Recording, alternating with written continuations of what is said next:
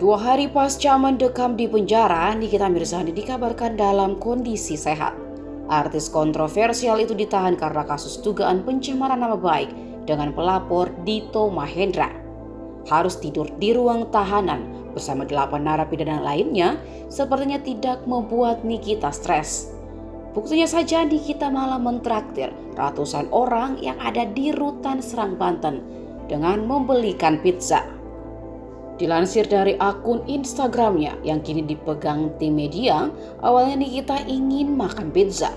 Namun karena tidak ingin makan sendiri, Nikita lalu memborong pizza untuk porsi 700 orang di dalam rutan.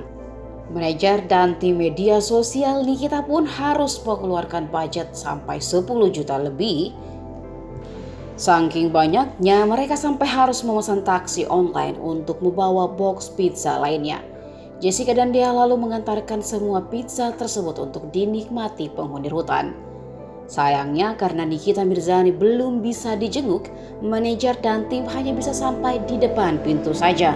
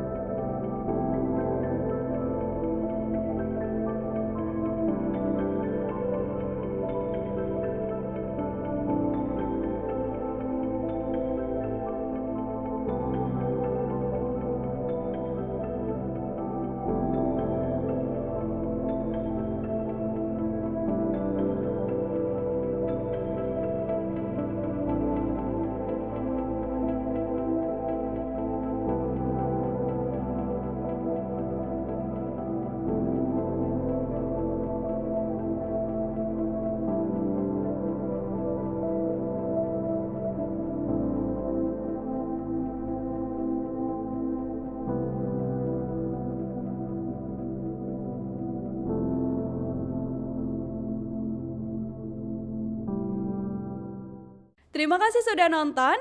Jangan lupa like, subscribe, dan share ya.